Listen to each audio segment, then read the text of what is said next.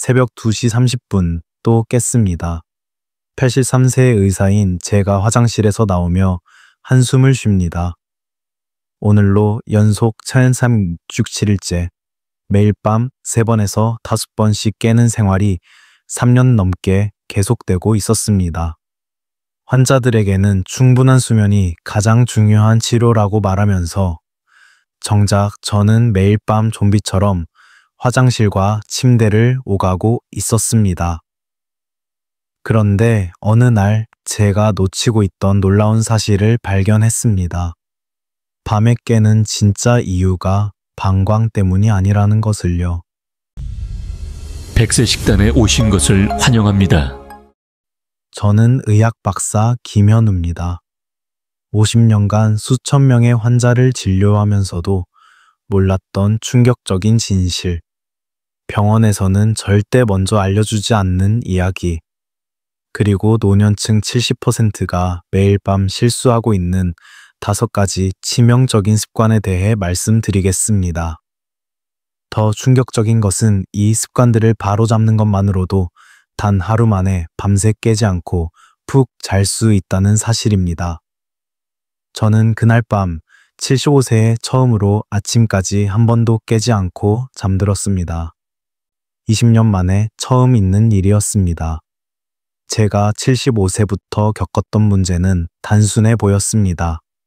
매일 밤 새벽 1시, 3시, 5시, 때로는 6시까지 화장실 때문에 깨는 일이 반복되었습니다.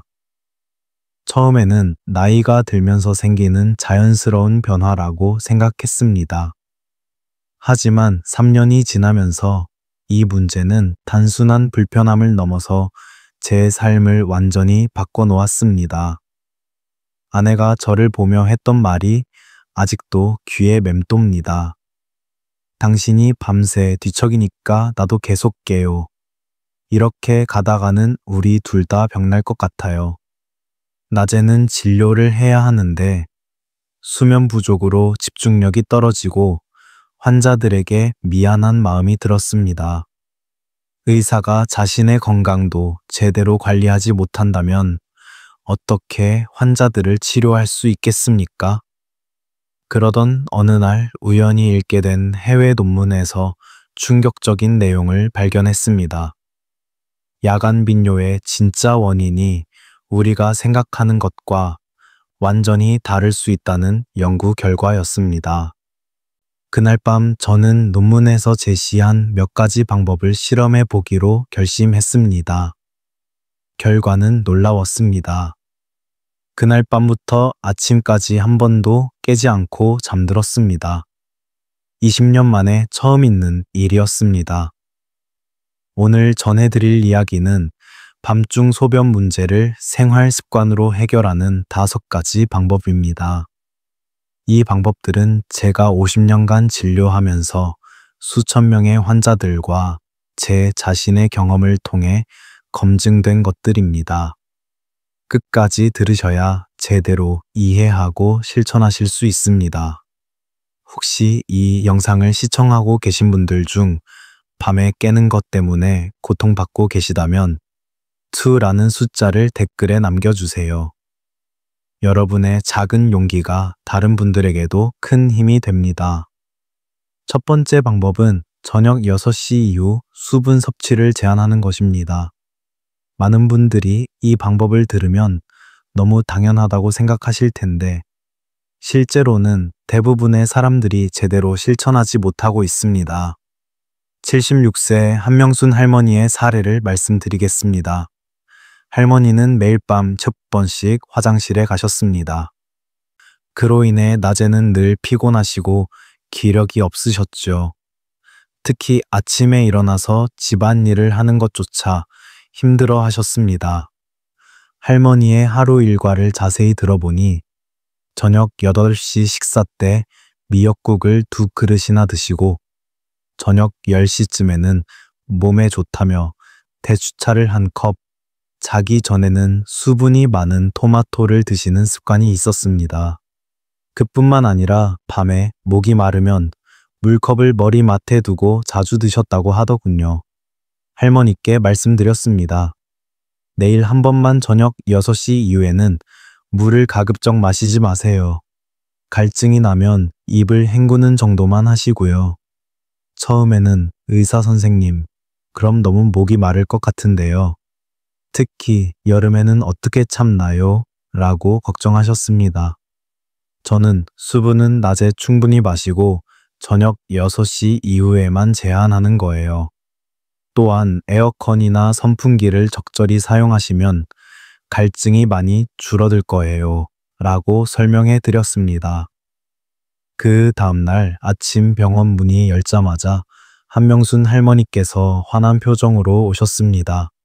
선생님, 밤새 2번만 일어났어요. 이게 정말 10년 만의 일이에요. 아침에 일어났는데 몸이 이렇게 가벼운 게 언제인지 모르겠어요. 과학적으로 설명하면 우리 몸은 밤 동안 항인료, 호르몬인 ADH를 분비해서 소변 생산을 억제합니다. 이 호르몬 덕분에 건강한 성인은 보통 밤새 화장실에 가지 않고도 잘 수 있는 것입니다. 하지만 저녁에 많은 수분을 섭취하면 이 호르몬의 효과가 제대로 나타나지 않게 됩니다. 실천하는 방법을 구체적으로 말씀드리면 저녁 6시 이후에는 국물 요리, 과일, 특히 수분이 많은 수박, 참외, 딸기 등 음료수, 모든 수분 섭취를 가능한 한 제한하는 것입니다. 만약 정 갈증이 날 때는 물로 입을 헹구고 뱉어내는 정도만 하세요. 또는 얼음 조각 하나를 입에 물고 있다가 천천히 녹여서 삼키는 것도 좋은 방법입니다. 두 번째 방법은 다리 붓기를 줄이는 것입니다. 다리 붓기와 밤중 소변이 무슨 관련이 있을까요? 많은 분들이 이 연관성을 모르고 계십니다. 하지만 이것은 매우 중요한 포인트입니다. 79세 정우석 할아버지의 사례를 상세히 들려드리겠습니다.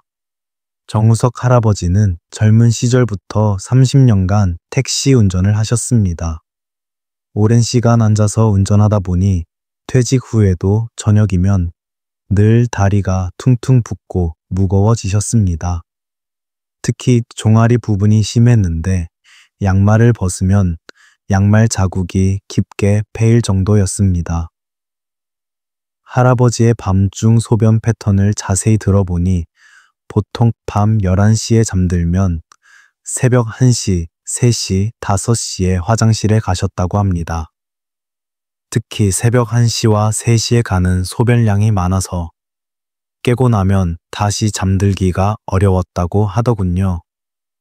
처음 제가 할아버지 다리 좀 보여주세요 라고 했을 때 할아버지는 다리가 왜요?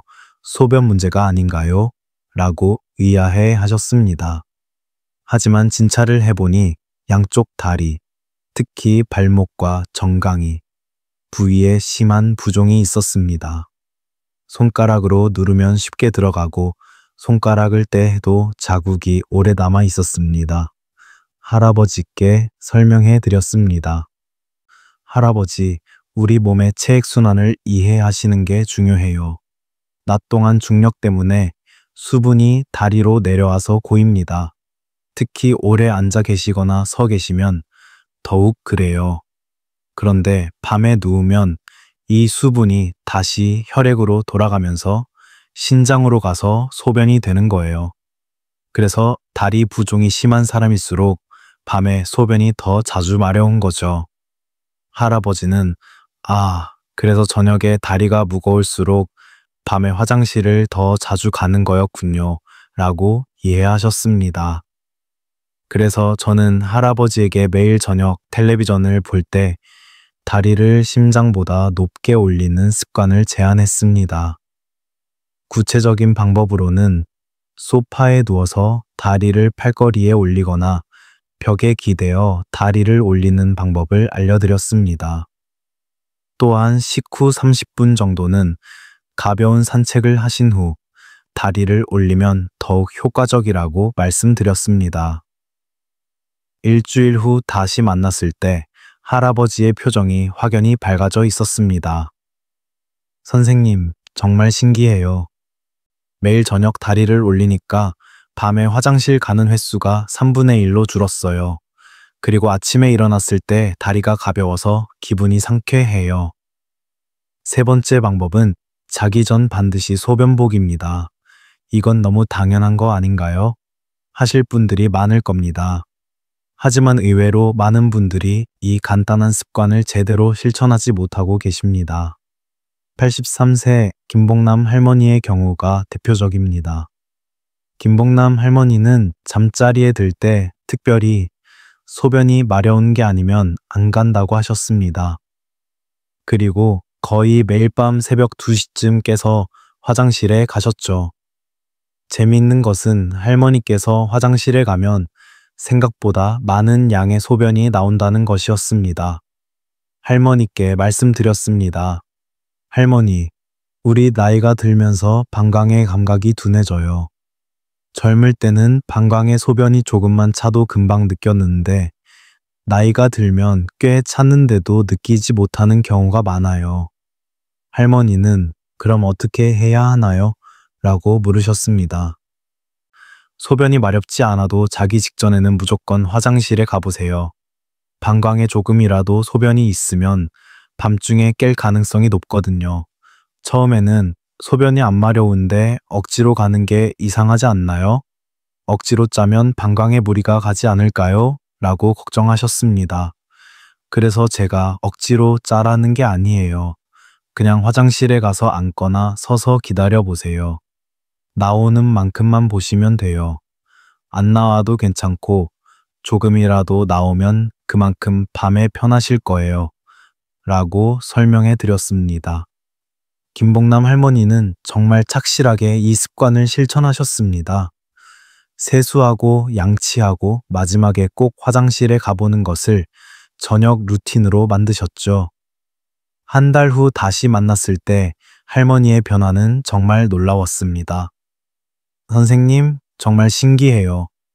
자기 전에는 별로 안 마려웠는데 화장실에 가면 꽤 많이 나오더라고요. 가끔은 소변이 나오는 게 끝났다 싶어도 1분 정도 더 기다리면 또 나와요. 이게 밤에 나오면 당연히 깰 수밖에 없었겠어요. 그리고 결과적으로 밤중에 깨는 횟수가 현저히 줄었다고 하셨습니다. 기존에 3번에서 4번 깨던 것이 이제는 1번에서 9번으로 줄었다고요. 네 번째 방법은 잠들기 전 스마트폰 사용을 금지하는 것입니다. 이게 밤중 소변과 무슨 관련이 있을까요? 많은 분들이 의아해 하실 것 같습니다. 하지만 이것은 생각보다 훨씬 중요한 요소입니다. 77세 박동철 할아버지의 이야기를 상세히 들려드리겠습니다. 박동철 할아버지는 72세쯤 손자가 스마트폰을 가르쳐준 이후로 매일 밤 침대에서 뉴스를 보고 유튜브 영상을 보며 시간을 보내셨습니다. 보통 밤 10시에 잠자리에 들었는데 12시가 넘어서까지 폰을 보시는 일이 많았습니다. 할아버지, 스마트폰 사용 시간이 어느 정도 되나요? 라고 물었을 때 자려고 누워서 30분 정도 봐요 라고 하셨습니다. 하지만 자세히 들어보니 실제로는 1시간에서 2시간 정도 되는 경우가 많았습니다. 할아버지께 설명해 드렸습니다. 할아버지, 스마트폰에서 나오는 블루라이트가 우리 뇌에 영향을 줘요. 특히 밤에 보면 멜라토닌이라는 호르몬 분비를 억제해요. 이 멜라토닌이 줄어들면 수면의 질이 떨어지고 동시에 항인효, 호르몬 분비도 영향을 받아서 밤에 소변이 더 자주 마려워질 수 있어요. 할아버지는 그런 연관성이 있었나요? 전혀 몰랐어요. 라고 놀라셨습니다. 네, 그뿐만 아니라 자극적인 뉴스나 영상들이 스트레스 호르몬을 분비시켜서 전반적인 신체 기능에도 영향을 줍니다. 특히 깊은 수면에 들어가기 어려워져서 조금만 자극이 있어도 쉽게 깨게 되시지요. 할아버지는 그럼 밤에 뭘 하고 지내나요? 심심한데요. 라고 하셨습니다. 이것은 많은 어르신들이 하시는 질문입니다.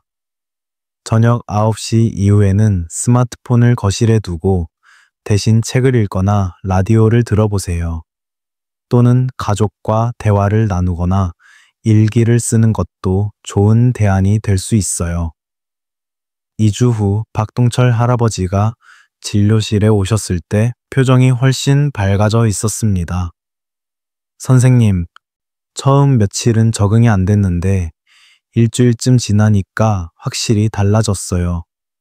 밤에 화장실 가는 횟수가 절반으로 줄었고 더 깊이 잠들어요. 아침에 일어났을 때도 머리가 맑고 개운해요. 4주 후에는 더욱 놀라운 변화를 보고해 주셨습니다. 선생님, 이제는 밤에 한 번도 안 깨는 날이 일주일에 3번에서 4번이나 돼요. 25년 만에 처음 있는 일이에요. 5번째 방법은 자다 깼을 때 무조건 화장실에 가지 않는 것입니다. 이건 좀 의외로 느끼실 수 있는 방법입니다. 깼으면 화장실에 가야지 왜 안 가라는 거죠? 하실 텐데요. 하지만 이것도 매우 중요한 포인트입니다. 74세 윤희자님의 사례를 더 자세히 들려드리겠습니다.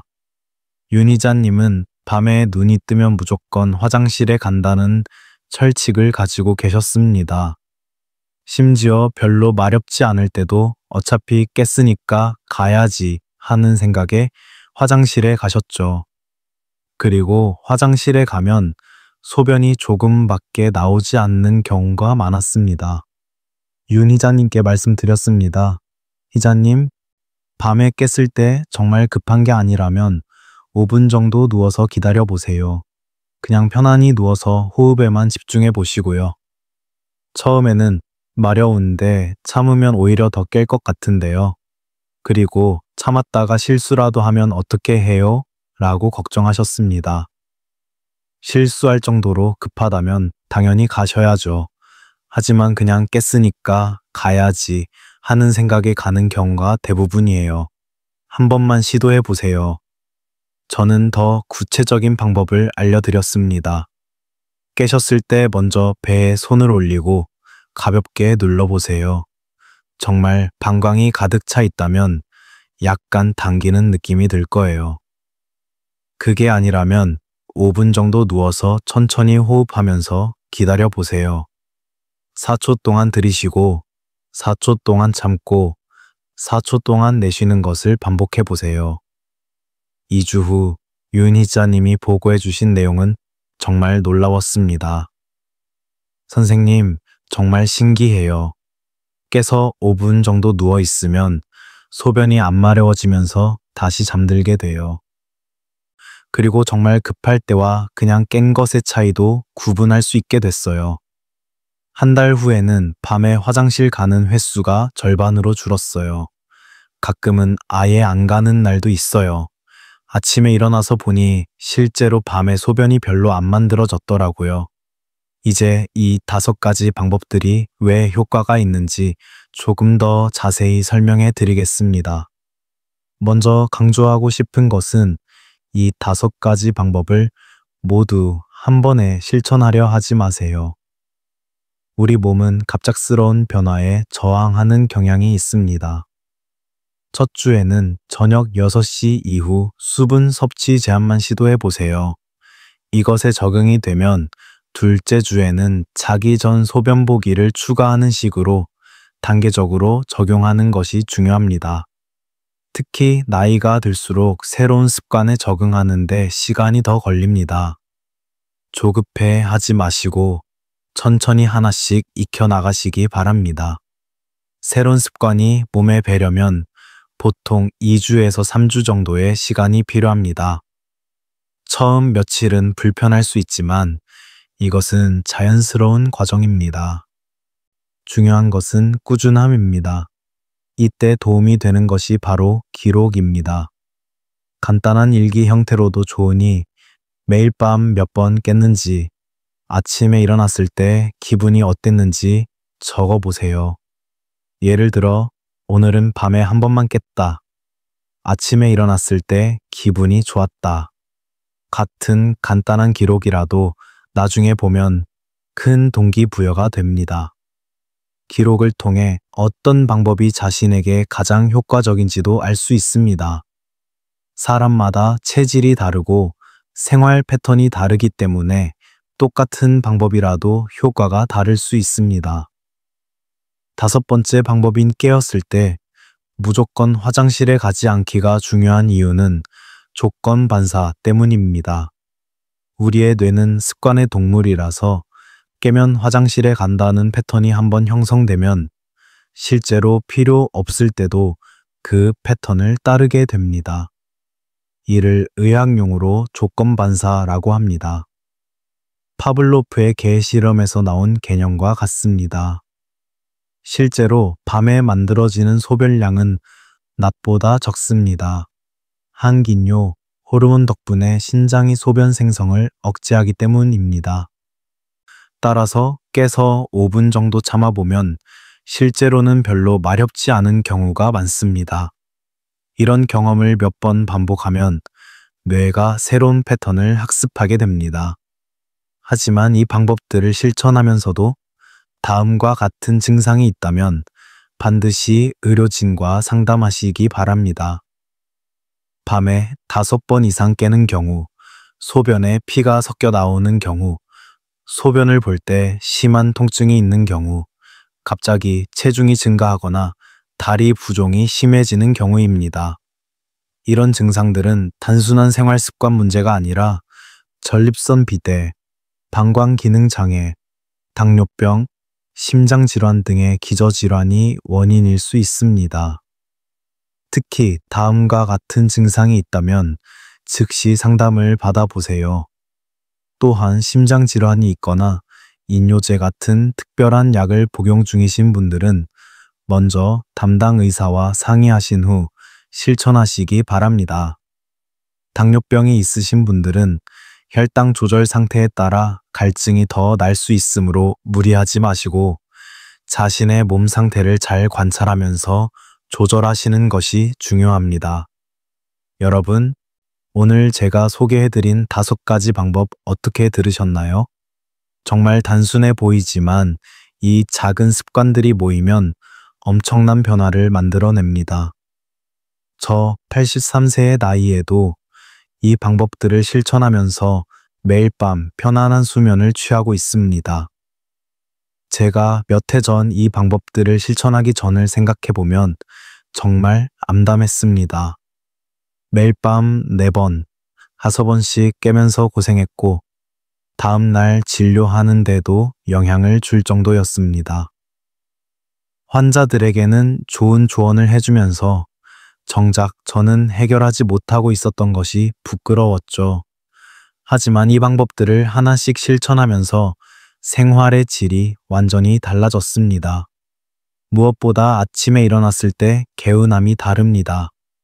이 기분을 여러분도 느끼셨으면 좋겠습니다.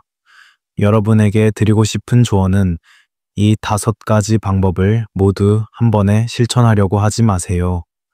하나씩 차근차근 습관으로 만들어 가시기 바랍니다. 예를 들어 첫 주에는 저녁 6시 이후 수분 섭취를 제한해보고 둘째 주에는 자기 전 소변 보기를 추가하는 식으로요. 그리고 중요한 것은 꾸준함입니다. 며칠 해보고 효과가 없다고 포기하지 마세요.